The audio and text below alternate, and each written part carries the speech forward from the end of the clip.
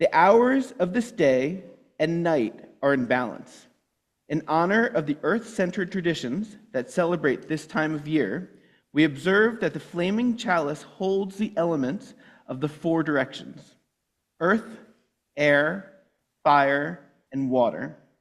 The lamp oil for the earth, the air that feeds the flame, the fire we light, and the chalice itself, the cup, the symbol of water. We light our chalice and reflect on the balance we seek in our lives, the balance we seek in our hearts, the balance we seek in our world.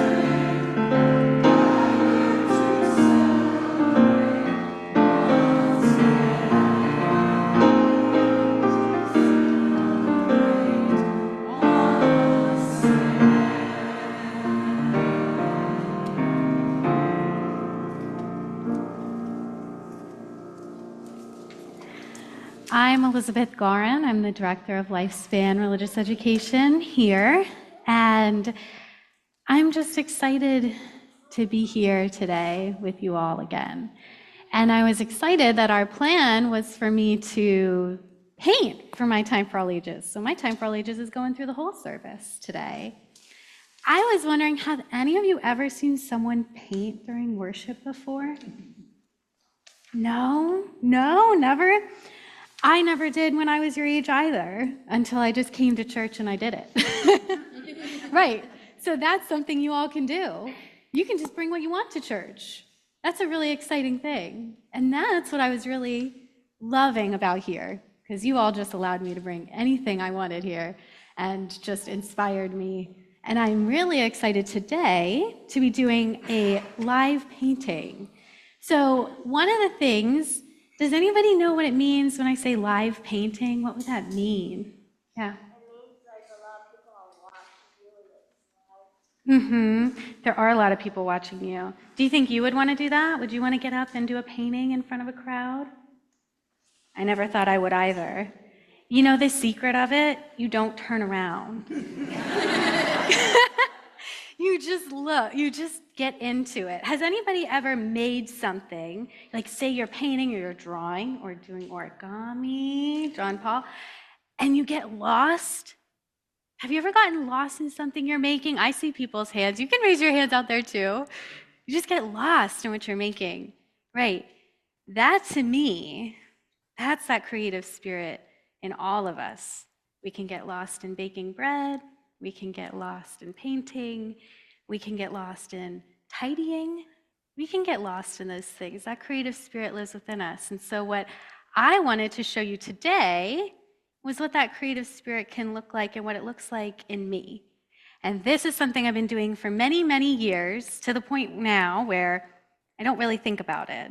And I just say, I'm ready to do it, right? It takes a lot of time to kind of get comfortable with yourself like that, though. So what I'd like you to do is today we do have Weeping Beaches doing RE downstairs. So for those of you who do leave, I'd like you to take a look at the painting the way it looks right now. Because guess what? Do you think it's going to look like that at the end of the service? No. Do you think I know what it's going to look like at the end of the service? No, I don't. And that is the beautiful thing about today. So I would like you all to just embrace the moment. Each second, each minute we have together here, use this as a way to feel like you're able to experience it in your visual senses as well. The music, the words, the people, the movement, everything here inspires us. And it really does allow us to access that creative spirit that is in every single one of us, that unites us. It makes us feel connected. So today, no matter what path you're on, what path you're gonna go on, I just embrace that we're on the path right now today, here. And for those of you who are online, you're also here. And for those of you who are not here, you're here too. So when you are done at the end of worship, and if you'd like to, the painting is going to be up here so you can check it out. You can ask me questions and anything like that. And that goes for you all too.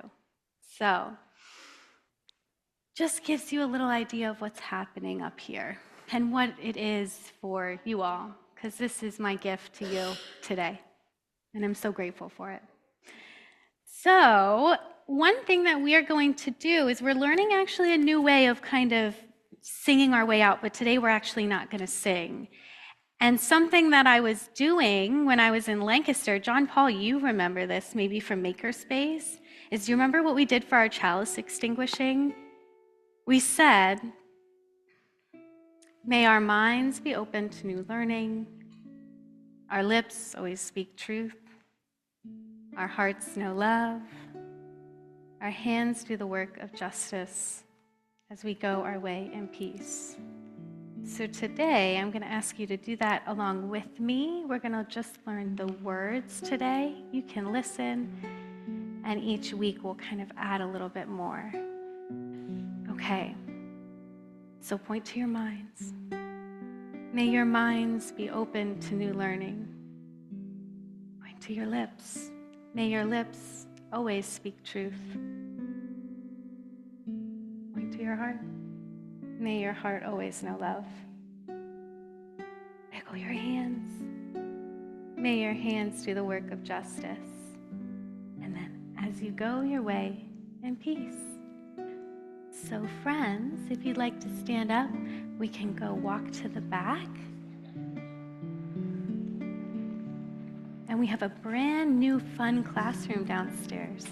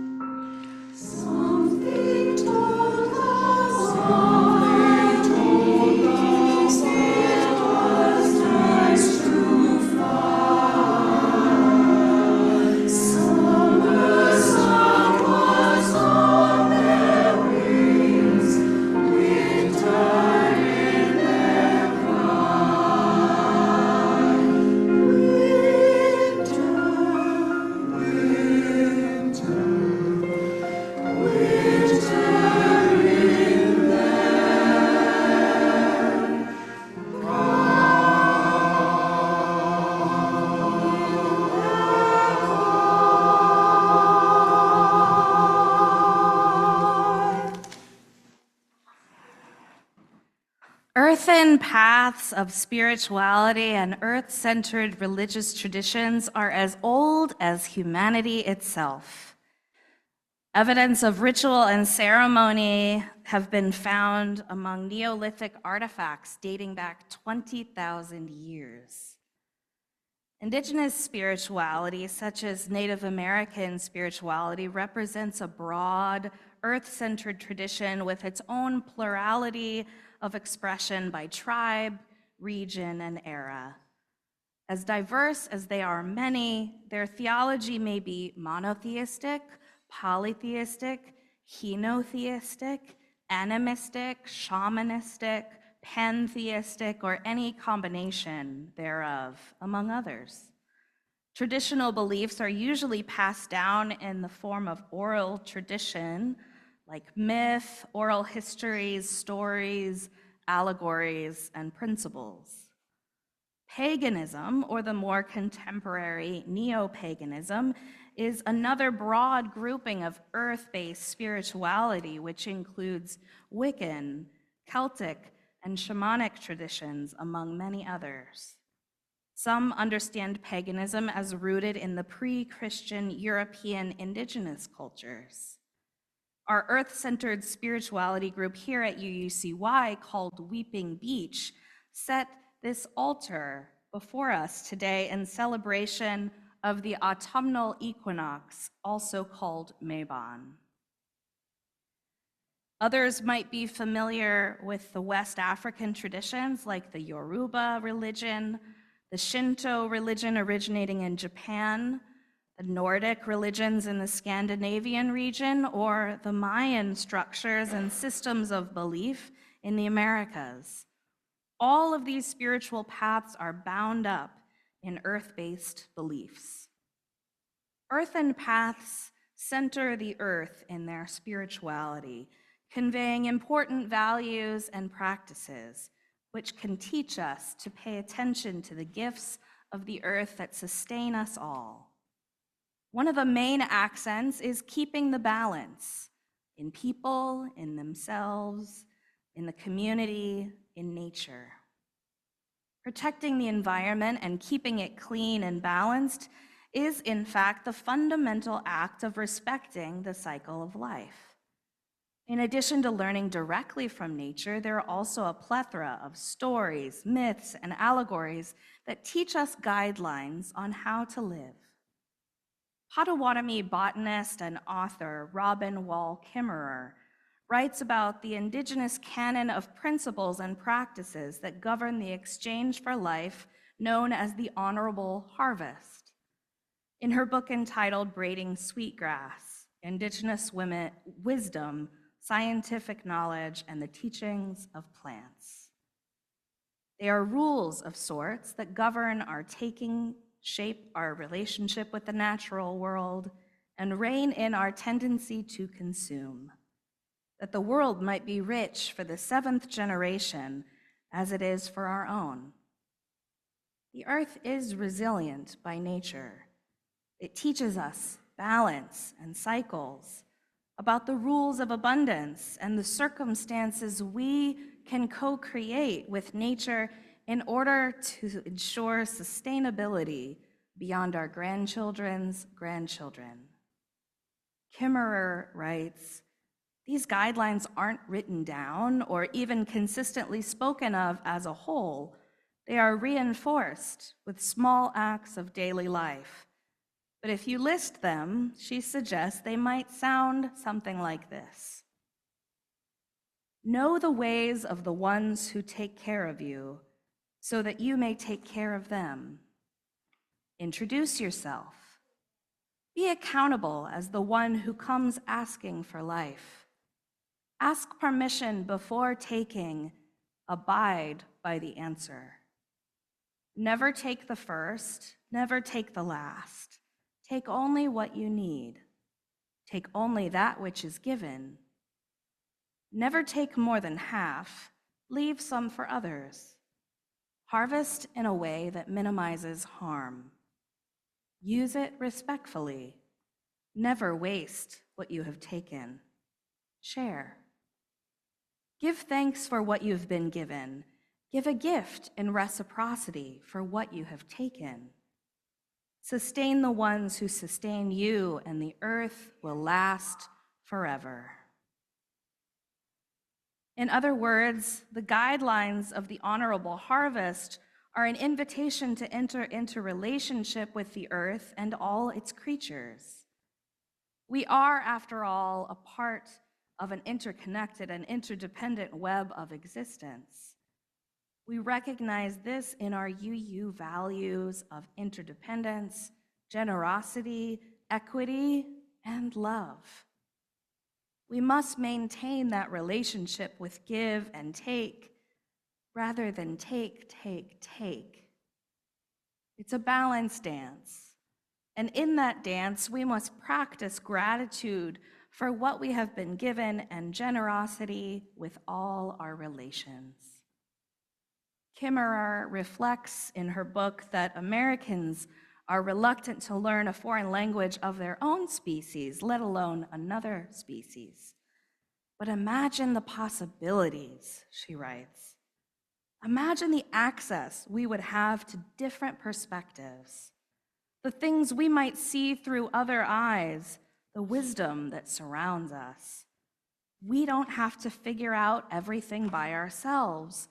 There are intelligences other than our own, teachers all around us. Imagine how much less lonely the world would be. What part of nature would you most like to commune with? Animals, plants, elements, weather? Do you think you could learn their language? Perhaps we could practice together. So often, it's the poets and creatives who are able to translate the messages we are receiving from nature into something we can finally grasp. From the season of autumn in particular, we can glean many messages. As we celebrate the sacred equinox time of Mabon and the turning of the seasons, may we consider what we can learn about beauty, paradox, release, and acceptance. What can we learn about beauty? A quote found in the collected letters of the prolific painter Vincent van Gogh reads, "As long as autumn lasts, I shall not have hands, canvas, and colors enough to paint the beautiful things I see." In that spirit, I have to extend a special thank you to Elizabeth for trying this morning. We can't wait to see what emerges by the end of the service today. And perhaps Van Gogh was overwhelmed by autumn's beauty because he felt its expansive and transient nature. In part, at least, the beauty of autumn lies in its impermanence. The breathtaking colors are fleeting, reminding us of the temporary nature of life itself. Autumn shows us that moments of beauty are meant to be cherished even as they pass. Accepting and embracing, even welcoming the impermanence of life allows us to truly savor the present moment and discover beauty in the fleeting things in life. We can learn to practice mindfulness to embrace the beauty of autumn, savoring each moment with gratitude. We can learn to appreciate change. Just as autumn's colors change, life's transformations hold the potential for growth and renewal. We can seek and find joy in the seasons. By embracing the seasons of life, we can find joy in each phase, knowing that every season serves a purpose. What can we learn about paradox? Author F. Scott Fitzgerald wrote in The Great Gatsby, "Life starts all over again when it gets crisp in the fall." Isn't it funny, the paradox that autumn possesses both energies of winding down and ending, and also energies of beginning again? Summer comes to an end and the school year launches. Our congregational year begins in the fall, and this year you got a new minister. Even Rosh Hashanah, the Jewish New Year, the proverbial birthday of the universe, is celebrated in autumn. Then, to complete that paradox, 10 days later is the observance of Yom Kippur, the Day of Atonement, a day of tying up loose ends and atoning for the ways that we've fallen short in the past year. Yom Kippur is considered to be the holiest day of the Jewish calendar, which we will honor in a few weeks. One of the sacred texts that we often use for that day is, "We forgive ourselves and each other. We begin again in love." Beginning again while also ending. What can we learn about release? The late poet May Sarton wrote, "I think of the trees and how simply they let go, let fall the riches of the season, how without grief it seems they can let go and go deep into their roots for renewal and sleep. Imitate the trees. Learn to lose in order to recover. And remember that nothing stays the same for long, not even pain. Sit it out. Let it all pass." In the gentle fall breeze, we find a powerful metaphor for letting go. The trees release their leaves, surrendering to the flow of nature. Letting go is not a sign of weakness, but an act of courage and wisdom. In life, we often cling to things, beliefs or relationships that no longer nourish our souls. Autumn teaches us the importance of shedding what no longer serves us, creating space for new growth and possibilities. Just as nature sheds its leaves, we can declutter our lives, releasing physical and emotional burdens that weigh us down. Autumn encourages us to release attachments to outcomes, allowing life to unfold organically. This release requires acceptance of the flow of life itself. So, what can autumn teach us about acceptance? The Chinese philosopher Lao Tzu knew a thing or two about acceptance. Life is a series of natural and spontaneous changes, he says. Don't resist them. That only creates sorrow. Let reality be reality. Let things flow naturally forward in whatever way they like. As autumn settles in, we witness nature's graceful surrender to change. The lush green leaves gradually transform into a vivid tapestry of warm hues before gracefully falling to the ground. Similarly, life is a series of transitions, and autumn reminds us that change is an inevitable and beautiful part of the journey. Embracing change just as nature does allows us to grow, adapt, and experience the full spectrum of life's colors.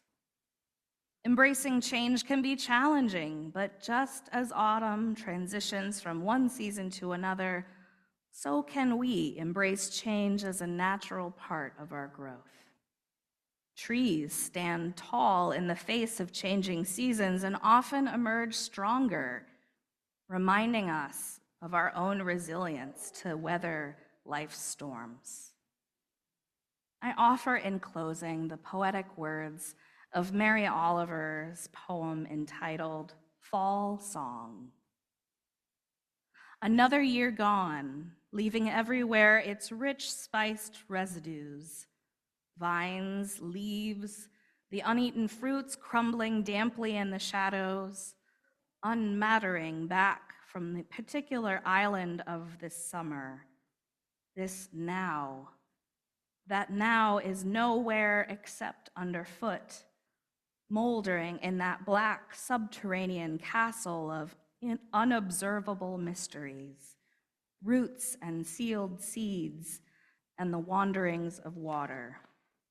This I try to remember when time's measure painfully chafes. For instance, when autumn flares out at the last, boisterous and like us, longing to stay. How everything lives, shifting from one bright vision to another, forever in these momentary pastures. May you each be blessed with the many gifts of these earthen paths we trod together. The gift of beauty, the gift of paradox, the gift of release, and the gift of acceptance. Blessed be. May it be so, and amen.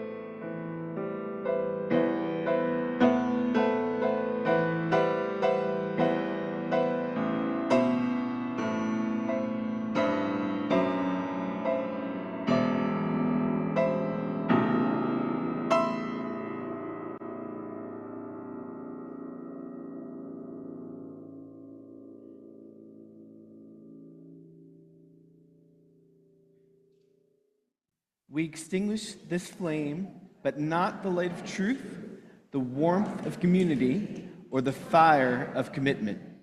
These we carry in our heart until we are together again. What a beautiful service. Usually I don't have words because I feel like the imagery speaks for itself. And usually you give me the words when you come and tell me what you experienced. The one thing that I just have to say is I really felt the feeling of change, of following the path of the paintbrush, figuring out what color would turn into another color, and being okay with what happened when it got there. And so I hope that today, I'm kind of getting to experience this and watch this helps you feel in your own life that when your paintbrush feels it's going a different way, to go with that flow, go with it, to trust spirit, to trust the collective energy of us all, the creative energy of life, and the paths that we're sent on. So be it. Thank you, Elizabeth. We are so grateful that you've shared your gifts with us this morning and this year. And before you go, I invite you to listen closely to these words from Robin Wall Kimmerer. Even a wounded world is feeding us. Even a wounded world holds us, giving us moments of wonder and joy. I choose joy over despair, not because I have my head in the sand, but because joy is what the earth gives me daily, and I must return the gift. May you find moments of wonder and joy along this sacred earthen path. May you never feel too wounded or alone, for a new season of life is waiting for you just around the corner. Blessed be, and go in peace.